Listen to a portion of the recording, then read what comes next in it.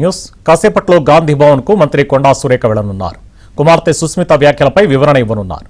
గతంలో ఓసారి కుమార్తె తరపున సురేఖ క్షమాపణ చెప్పారు. ఇప్పుడు క్రమశిక్షణ కమిటీకి కొండా సురేఖ లేఖ రాయనున్నారు.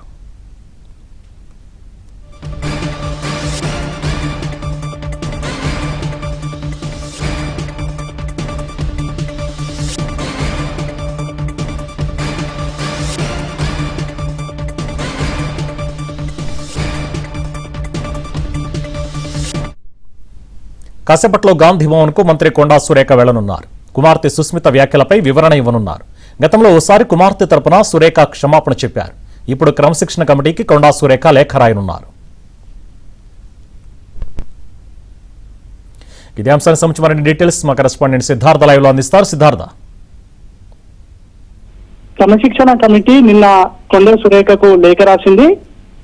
సీఎం రేవంత్ రెడ్డిపై తన కూతురు సుస్మిత చేసినటువంటి వ్యాఖ్యలపై వివరణ ఇవ్వాలని, అది 3 రోజుల్లో వివరణ ఇవ్వాలని కోరింది.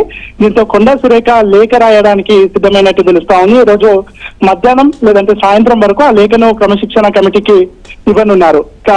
ఈ సుస్మిత చేసినటువంటి వ్యాఖ్యలు, ఆ వ్యాఖ్యల వెనుక ఉన్నటువంటి ఉద్దేశాలు, వీటన్నిటికి సంబంధించి ఒక వివరణ ఇవ్వనున్నారు. అయితే గతంలో కూడా సుస్మిత చేసినటువంటి వ్యాఖ్యలపై సీఎం రేవంత్ రెడ్డికి కొండా సురేఖ క్షమాపణ చెప్పినటువంటి సిచ్యువేషన్ ఉంది. ఈ రోజు ఇవ్వనున్నటువంటి లేఖలో క్షమాపణ చెప్తారా, లేదంటే తన కూతురు వ్యాఖ్యల్ని సమర్థించుకుంటూ వస్తారా అనేది తేలాల్సి ఉంది.